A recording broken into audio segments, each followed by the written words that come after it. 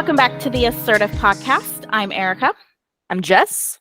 And we are licensed professional counselors in Texas, reviewing Am I the Asshole Reddit threads to help you learn skills for communication, healthy boundary setting, and assertive interpersonal functioning.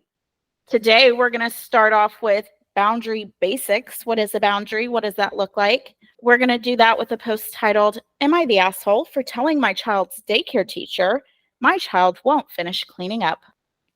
My 2-year-old daughter has been in a home daycare for a few months now. The teacher is very nice. I am normally all for my daughter cleaning up her own messes. However, I find when I arrive to pick her up, the teacher expects my daughter to finish cleaning up whatever she was playing with, which again would be fine, but it does delay us getting out the door and heading home, and sometimes we have other plans like appointments. I started texting the teacher when I was X many minutes away, asking her to get my daughter ready, and that has seemed to work. My daughter would be in her jacket and reading a book, which is easy to put away versus a huge toy project. Until today. Things were crazy and I was in a rush. We had a lot to do this afternoon, and I was running behind because I had some car trouble. When I arrived, my daughter and some friends were in the middle of cleaning up a big mess. I told my daughter that we had to go and to get her coat. The teacher said she needed to finish cleaning up her part.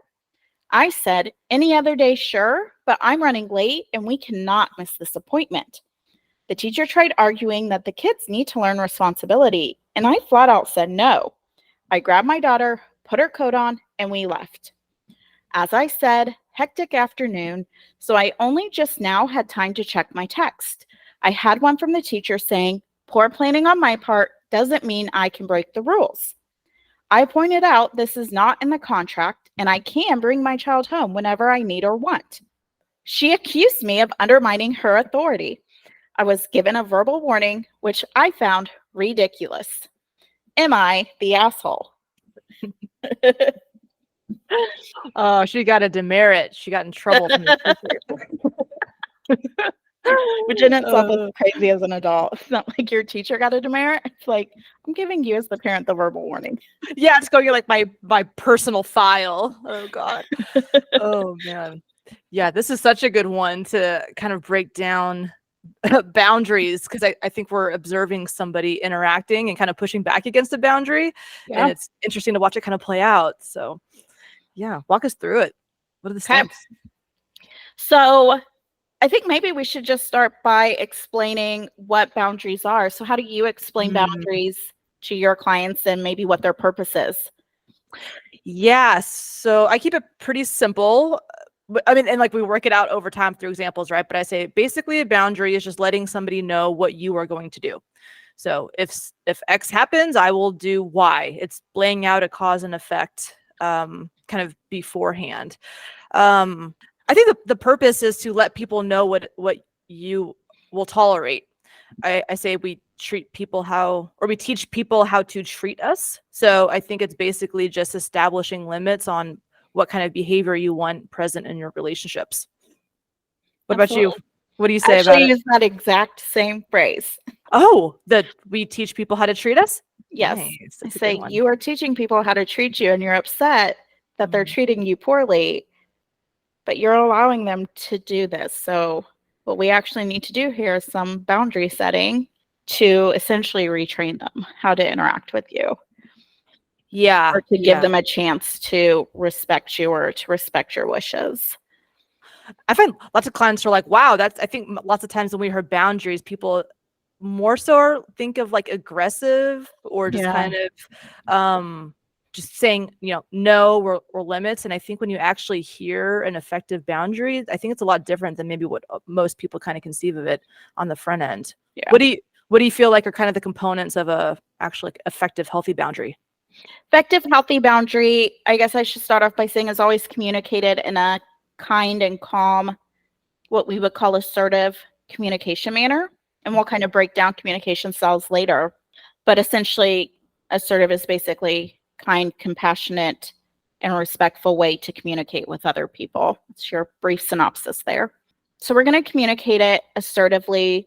We're going to make sure the other person know what the boundary is. We're going to be very direct and explicit with that. So there's no gray area in our boundary setting. And we set up our boundaries in this cause and effect dynamic.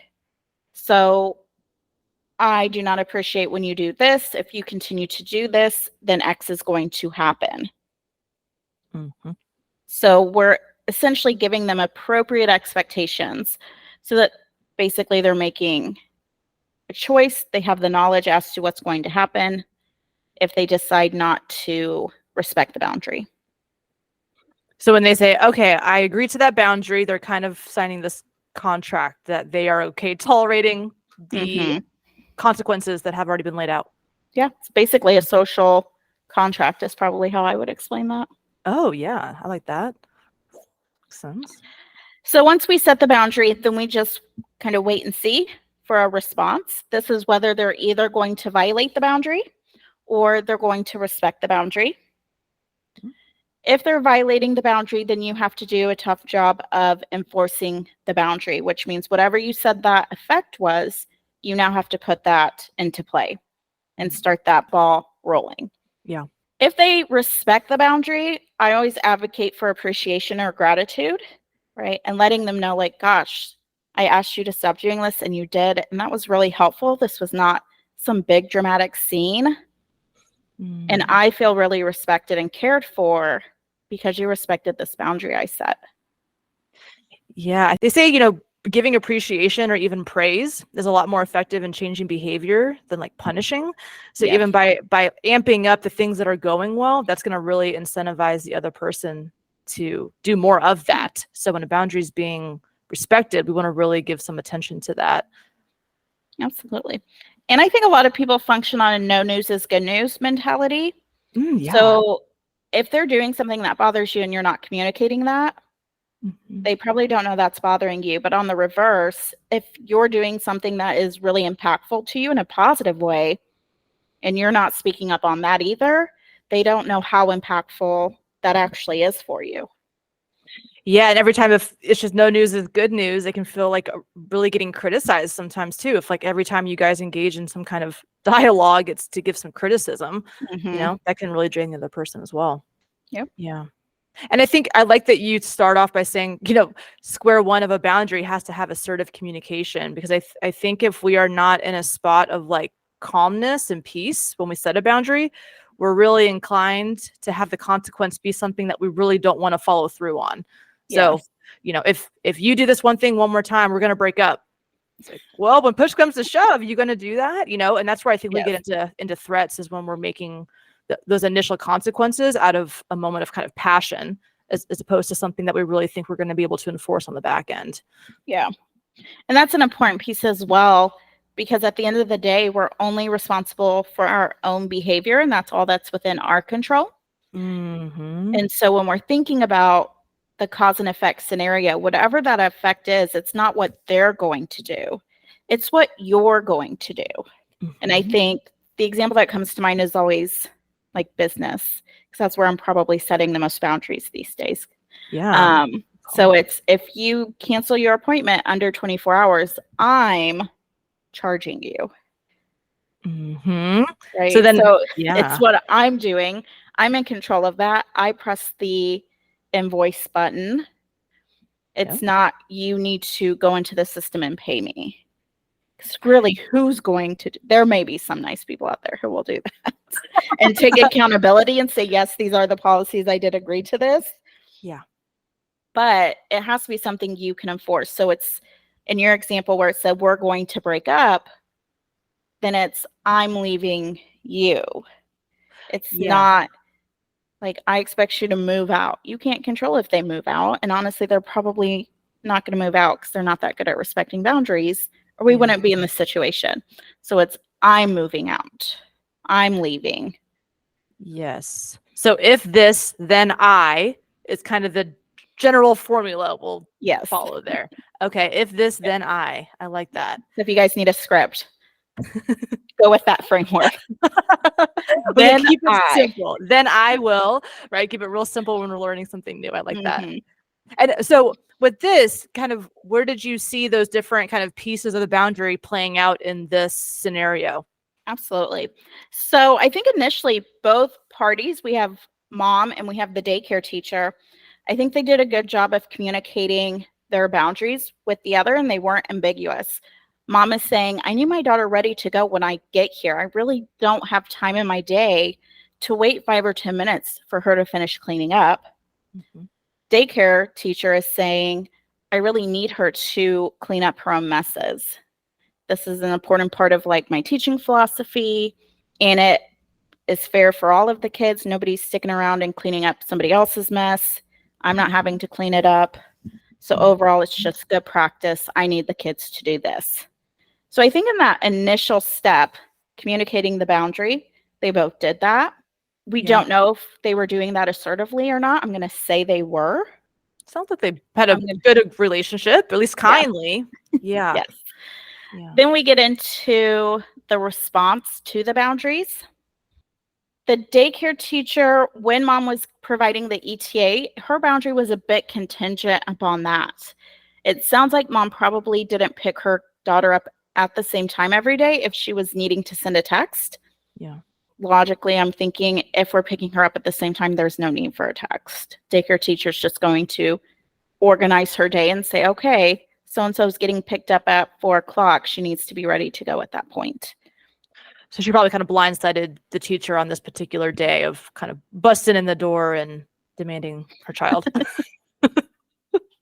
Doing like Batman, like kicking in and be like, where's Rachel? You're like, whoa, dude, like chill out. She may have blindsided. She may have forgot. She said she had a busy I don't day. think it was intentional. Yeah, she was pretty flustered, I think, when she came in the door. Yeah. So then on the reverse side, the teacher didn't necessarily, I'm a little on the fence here. Teacher didn't necessarily violate mom's boundary. I think mom forgot to communicate the boundary that day. So teacher's being pretty consistent, and mom was the maybe variable that was different on this particular situation. Yes. From how I'm reading it and interpreting it. Yeah. I'm kind of reading it as mom maybe forgot to send the text. Otherwise, the teacher's been pretty consistent and she's had her daughter. Also, at the end, she said, poor planning on your part, which makes me think you forgot to send the text. Otherwise, that's not poor planning. Right. So from all of those contact clues, I'm saying mom forgot to send the text. So teacher didn't necessarily have an opportunity to respect the boundary. She was probably using prior experience of, okay, she usually comes between 3:30 to 4, and I need to try and get her ready to go in this kind of 30-minute block because I didn't hear from mom. So I'm just going to play it safe because she was cleaning up when mom got there. So teacher was attempting to respect this. Yeah. On the flip side, mom didn't respect the teacher's boundary. I would say she maybe violated that a bit by not, one, communicating her own needs, but then also when the teacher is trying to reiterate, hey, you know, this is the structure here. I need the kids to pick up before they go home. She's like, we don't have time for this shit. We need to go. And she grabbed her kid and left. I don't know if I think you believe this, that I say no is a complete sentence. Yes. In this case, I'm like, but is it though? she said talk about the value of responsibility, and she's like, I just said no, and just like left. I'd be like, what the hell? You know, I think that was a funny example of that a little bit, but yeah, absolutely. And then we get to enforcement, which is the cause and effect. And I have a bit of an issue here. Mom enforced her boundary by just taking her daughter and leaving. To me, that's mom kind of doing her piece of the enforcement. She wasn't ready on time, so we're just going. Teacher's enforcement came a bit late when she's following up with a text message and saying, I'm giving you a verbal warning. Yeah. Now, in this part of the post, mom is saying this actually isn't part of the contract. Nowhere in our child care contract does it talk about verbal warnings or what will happen if we're not abiding by the policies of the daycare. So it almost sounds like the teacher is attempting to implement new policies and hasn't gotten the correct framework or structure within her business to do that, or to do that effectively to where parents will have a better chance of respecting that. Because if it's a verbal agreement, what are we really going to do? If it's on paper and it's signed, you have a little bit of power. If necessary, if we wanted to take this to a lawyer or to court, then we would say, well, she signed this. And it says for every day her daughter doesn't pick up, she'll pay, an extra $10 pickup fee. Yeah. Now we got some power. Now we have it in writing. She signed it. But just kind of throwing out her consequence or her effect of the verbal warning without having that communicated prior, that was not proper planning. And it's not the appropriate way to enforce a boundary. I think at that point I would be attempting to have her sign something like we used to use like behavior contracts. And so I'm thinking now's about time for a behavior contract. These are my expected behaviors. And if I am not in compliance with this, my daughter will be discharged and I will need to find another provider for that. Yeah, really clear. Versus like if we were to compare it to kind of the show late cancellation policy, it'd be like somebody doesn't show up. But I guess it's really like saying, hey, I really would like it if you showed up on time. And then they don't. And then we say, well, you have a verbal warning, right? Yep. That's kind of like, what does that even mean? Like, that just sounds kind of like a threat. Like, that's just saying you and I have tension now. Is kind of what that as a client, that's how I would feel. Being like, absolutely. Oh God, how uncomfortable, Mm-hmm. So both people, just to kind of, I guess, maybe summarize kind of what you laid out. So it sounds like you feel like both people communicated their needs well, effectively. Yes. Mom's values timeliness, teacher values responsibility, and I think also consistency. Mm-hmm. So where this started to break down is that mom kind of broke the rules of engagement by kind of showing up at a time that she was not prepared for. The teacher maintained the same consistency, but then there was further kind of breakdown when teacher went to follow up. The enforcement wasn't really clear. It wasn't established beforehand. And then mom felt frustrated because it felt like these were just kind of on the fly expectations that were being dropped in a kind of rigid way where she wasn't maybe allowed to have flexibility, and that bothered her. Yes. Okay. What do you think were some of the maybe contributing factors to some of the breakdowns here? I'm thinking mom's maybe emotional regulation might have been a piece of it. What do you think about that? I think that's probably the main reason this whole day played out the way it did. Yeah. Again, with the context clues, I am going under the assumption mom just forgot to send her text. So with that assumption, why would she forget to send her text? She had car trouble that day. So her afternoon was already a bit hectic and stressful. And there's this mechanism in our brain, we call it emotional flooding, but essentially when our emotions get too high, kind of shuts down access to our logic center so that we really just have basic problem solving skills, fight, flight, freeze. And it takes a while for that to come back online, for us to regain access to our logic. We basically have to regulate, calm down, ground, and say, okay, this is fine. My car started. Take a couple deep breaths, and I need to move on with the rest of my day. I can't let this really impact my whole day. If you stay triggered and in that emotionally flooded space, you're going to have high emotional responses to the rest of your day. And that's what happened. Yeah. So she got to have, it sounds like maybe a little emergency came up or something unpredictable happens. She's having car trouble. And then she just kind of gets so worked up that she gets maybe a little tunnel vision of like, get to this appointment. And is really seeing any other unpredictable thing as a pretty big barrier that needs to be overcome as opposed to talked about. Yeah. But in reality, this wasn't unpredictable. I mean, the car trouble was, but yes. The car trouble was, but once we got to daycare, this is not unpredictable. I get the impression just from how I read this is prior to this particular day, she writes, however, I find when I arrive, the teacher expects my daughter to finish cleaning up whatever she was playing with. So this is something that's been an issue. They problem solved, got to this resolution of just send me a text when you plan to be here and I'll have her ready.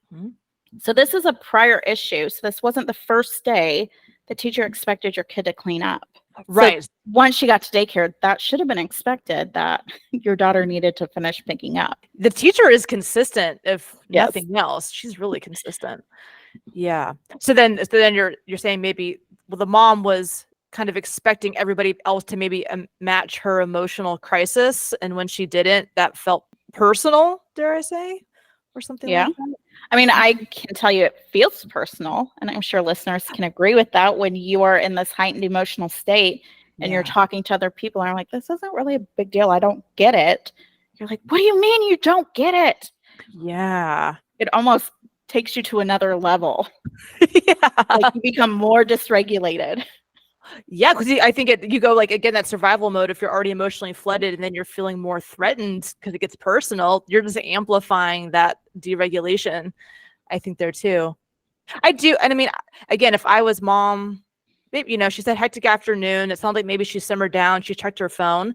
But if I'd been really amped up and somebody said poor planning on my part doesn't mean I can break the rules, I would be like, I did not plan for an emergency. I think that's kind of the teacher assuming maybe what the rest of the day had looked like. And I would kind of be like, that's a little insulting to me, perhaps. They obviously the teacher was using the text as a way of kind of enforcing the boundaries, but I think she was maybe not even approaching the enforcement in a way that was going to be de-escalating. I think that she already kind of came in hot on the back end too once mom had simmered down. But I can you imagine, like I'm getting nervous even thinking if you're like a daycare provider and the parent comes in and they're like real agitated to like be firm because the teacher must have thought about this for a little while afterward because they're back and forth and texting and both are still heated. So this like impacted both of the rest of their days. Yeah, which is what happens. It's Yeah. common when one thing triggers us or we get angry or stressed. If we're unable to kind of reset our day, we just have a terrible rest of the day.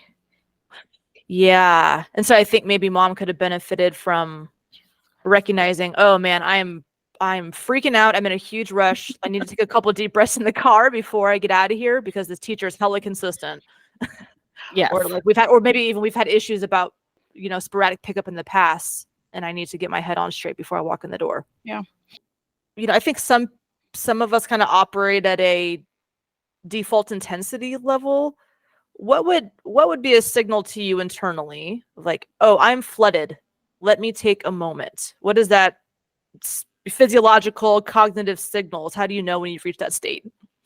For myself, I would say my heart is racing typically. Yeah. I usually get hot. And even if I can control those pieces of biofeedback or how my body responds, this thing happens where one of my ears will just turn bright red. It's only one ear at a time, though. I don't think they've all. Usually it's my right. Usually it's my right ear. Wow, there's just like a unilateral flushing. That kind of like when people get red faced when they're hot. Yeah, it's like that. I only get one ear though. The rest of my face has like managed to like pull it together. Yeah. But I need still this one tiny outlet, and it's decided to be my ear. Interesting. I guess that's probably how I would do too. I guess that's kind of probably both my stress and my anger response. My heart races. I can feel like a surge of like heat kind of come up too. Like I noticed like usually when I really check in, I'm like, oh, my breathing is not very deep. And that's usually my first step is like, okay, let's slow the breaths down a little bit here, but and then difficulty like collecting my thoughts. You get this constant feeling of overwhelm. Yeah. And it's like anything that happens just kind of feels like the last straw. Oh my God. Yeah. It's like I cannot handle one more thing going wrong today. You're probably a bit flooded and need to figure out a way to regulate and reset. That's true. I always will use the Lord's name in vain all time, but there's just this one saying that is a really graphic thing where I'm like, wow, oops, went there. That's like a signal that like I am intensely irritable. Like just because I dropped something, I just like will blow up. I'm like, whoa, okay, let's reel this back in a little bit.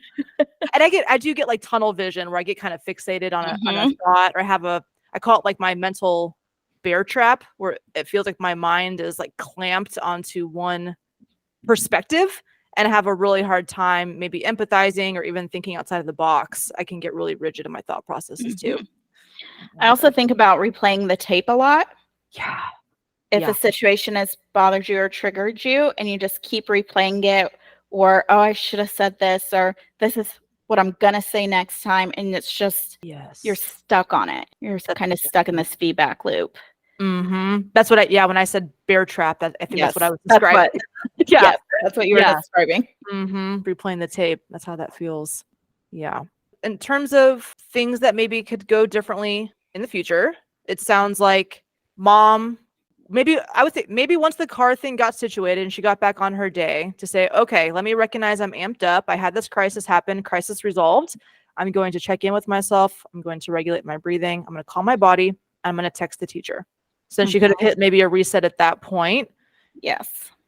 And that alone might have had the rest of the day go a lot differently. Yeah. I imagine that probably would have fixed a lot, because she doesn't necessarily say in here that she communicated to the teacher that she was running behind or that she had car trouble. Mm-hmm.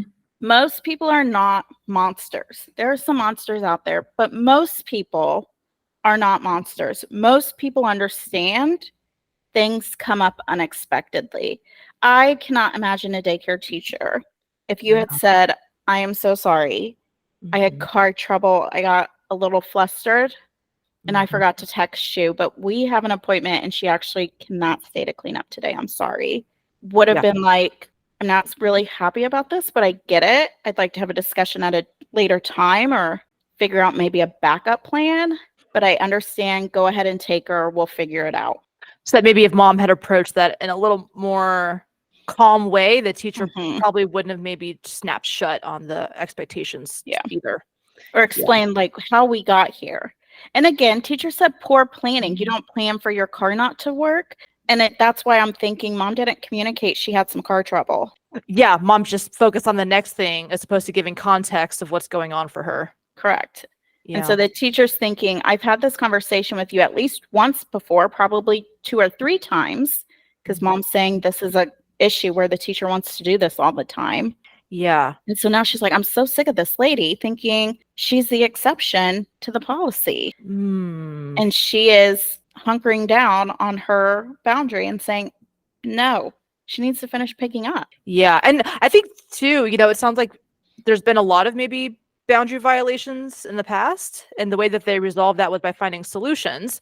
But the lack of enforcement has maybe been open-ended for some time. Also, so talk about what could have happened differently. I think, again, on the front end, like you just said, having some kind of, these are the values of my home.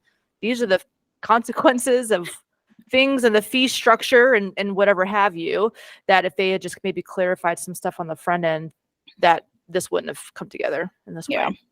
Absolutely. Yeah. Or even if mom said, okay, I don't care, just charge me $10, like we agreed in the contract. Mom even could have been deregulated, but since that was already signed, the teacher wouldn't have really had to lift any more muscle past that. Yep.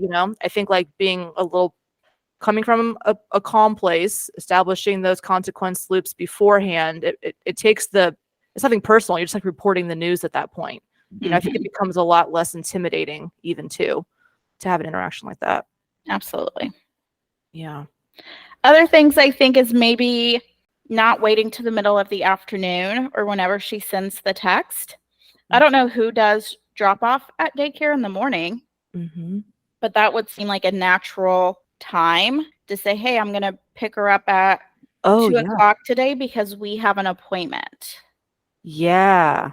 And so the teacher's like, okay. And then if the teacher forgets, that's on the teacher. Mom did her part, and mom's not the asshole because she did her part, and teacher just forgot in her busy day, and she's human. So drop off, hey, just so you know, I got a doctor's appointment at 3. I might be coming a little earlier. Something like I'll that. probably be here about 2:30 to pick her up today. Okay, cool. I'll write that down. That's a good idea too. Okay. Or when you get to the office, you like sit down and take a deep breath. Okay, before I switch into work mode, let me look at my calendar. What do I have? What time am I going to pick up my kid? Versus like I'm getting in my car. Now my car won't start. Yeah. And I'm trying to text the teacher and I forget because I'm flooded. Yeah. So like almost if there's been repeated challenges around pickup time, maybe even leaning towards over communicating a little bit. Yeah. Yeah. That's a good idea. Because better to be more clear and maybe overly expressive than to have these expectations that are leading to contempt or challenges later on. I think in a business dynamic, people probably will lean and tolerate over communication a lot more. Like in your daily life, if somebody is telling you the same thing 4 times a day, you're like, I'm not an idiot. I get it. Yeah. You're going to be home at this time. Thank you. Yeah. But Yeah. in a business dynamic, it's like, okay, I appreciate this because I have 10 kids in my care, each with Mhm. different pickup times. And she's right, I am going to forget at some point. So I appreciate that she tells me in the morning and maybe again when she's leaving work. Yeah. And that's a like, and I mean, that's a really good point that there is a little bit of a space between a professional dialogue and a personal Mm-hmm. dialogue. And this one almost sounds like it kind of crossed in the middle a little bit, which is maybe why it felt confusing, because the teacher was like, oh, professional boundaries look like what I would do to a kid. You get some kind of reprimand or some kind of Mm-hmm. verbal slap on the wrist. So maybe she was having a hard time kind of figuring out a professional versus a personal boundary as well, too. Yeah. Yeah. And I even go so far, like, and I appreciate it, if a client's even just 1 or 2 minutes late, for them to be like, hey, I'm wrapping up a call at work, and I'm like, hey, cool, thanks, I appreciate that. Or if it's 5 minutes after, I text them, hey, just so you know, I'll be available for 15 minutes and then I'll have to process this as a no-show, and just kind of communicating that. I think, yeah, over communication, I can see that being appropriate in the context of a business relationship. Mm-hmm. Yeah. What are you thinking went well or could have gone better? What I think could have gone better is I really steer away from fighting over text in general. I think I might have been in grad school. I think it was, I don't remember which class, but my teacher wrote this statement on the whiteboard. He said, where are you? And he said, okay, imagine you and your partner, everything's going well, and you get this text. I said, now imagine you and your partner are in this huge fight and you get this text. Like, whatever's going on in the background is going to have that text hit a lot differently. And I think if you already know mom is feeling kind of volatile and you're maybe feeling you're taking it personally, if I feel like you're undermining me, I think to have that conversation in text was probably not a good move. And it obviously did escalate, where we're assuming people's intentions, we're kind of digging down more, and then both people are leaving that conversation probably pretty unsatisfied, where there's no emergency there. I think that also could have waited, hey, at drop off, hey, in the morning, if you can give us extra 5 minutes, I kind of want to talk to you about what happened yesterday and see what we can do differently going forward, as opposed to digging that up. I think that was kind of set up for disaster from the get-go, the way that was approached. But yeah, I think the majority of the lifting needed to be done before this situation even happened is kind of where I drew from this. Yes. This is just, and what happened really was just a collision of needs, or one person getting their needs met was keeping the other person from getting their needs met, and they didn't really seem to be able to compromise in that moment too well because of the emotional flooding. Yeah. So one of the things I picked up on is, originally it sounds like they both think it's a good idea, right? 2-year-olds clean up their toys. That's a good value to have, responsibility. I think mom's value in that moment was urgency, or even attending appointments or whatever it was. And I think for the teacher to insist that her value of responsibility trump mom's value of urgency in that moment, the dynamic here is teacher parent. And I think the teacher might have crossed into co-parent, where the insistence of responsibility being the highest value, I think was almost trying to say, well, mom, what you want your daughter to learn right now is not as important as what I want your daughter to learn. I think especially for like a 2-year-old, I think that might have got a little messy, because when I think about this, I kind of see it as the mom's paying this person to watch her kid, so I don't necessarily want to say there's a power differential there, and she's not really an employee, but it is something kind of like that. It'd be almost, if I was a manager and a team member, I said, hey, can you go ahead and do this thing? And they said, no, that's not what's important to me, I'm not going to do that. I'd be like, that's not how this is going to go down. But I mean, I don't know. What did you think about that? Do you think she was overstepping roles? I think she's well within her right to create practices for her home and her business. Yeah. And again, I think this all boils down to, are these practices communicated well, and are these in writing, and do they know expectations and consequences of these? So I think it's fine to say, I like the kids to do this before they go home because I believe it teaches them this. And I think, again, the issue is just she didn't communicate that. I think it's completely fine that that's her value system and the rules and practices for her home. And I don't think that necessarily moves her into co-parenting. I think the issue is just timing. And here, Yeah. the daughter was doing it when mom was ready to leave, and that caused an inconvenience for mom. Mm-hmm. And especially if this has happened, multiple times, maybe nobody should be surprised by the other person. Maybe mom consistently behaves like this, maybe teacher Yep. consistently behaves like this, and kind of bring it back to we're talking about the pieces of a boundary, if blank, then I, if this expectation of cleaning continues to be devalued by you, I'm going to have to suggest another person watch your child. I'm going to have to have your daughter no longer in my home. I don't know that the teacher, I don't think, really initiated a conversation in a boundary enforcing way. I think it was like, hey, this is what you did that caused this. You're disrespecting me. I'm going to slap you on the wrist. Yeah. I don't think there was like action points there. I think it was kind of just agitation, Yeah. I'm also really curious if mom actually values her daughter picking her messes up at daycare. Yeah. I'm curious if there's maybe a different dynamic, or maybe the daughter isn't expected to do that at home. So mom's like, this is a non-issue for me. We don't have this expectation of her at home. It's not really an important value to me. Or it's important at home because if she doesn't do it, I have to do it. Like, you're her daycare teacher and I'm paying you several $100s a week. You can pick up my kids' toys. You can pick up her toys at the end of the day type of situation. And I say that because at the beginning she says, I am normally all for my daughter cleaning up her messes. And then later she says, which again, it would be fine, but, and so it's kind of anytime you use that but, it erases whatever's before it. So it's actually not fine that the teacher wants her to clean up her messes. It was really only fine if it doesn't inconvenience you.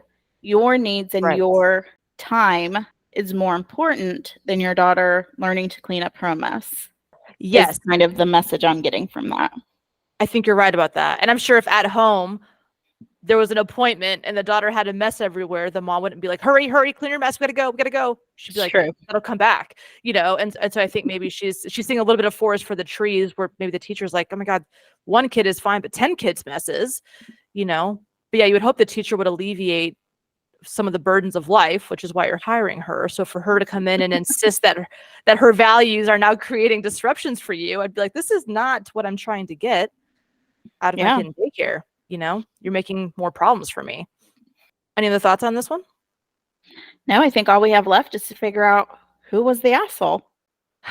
I'm going to say, I've had a change of heart maybe as we talked about this.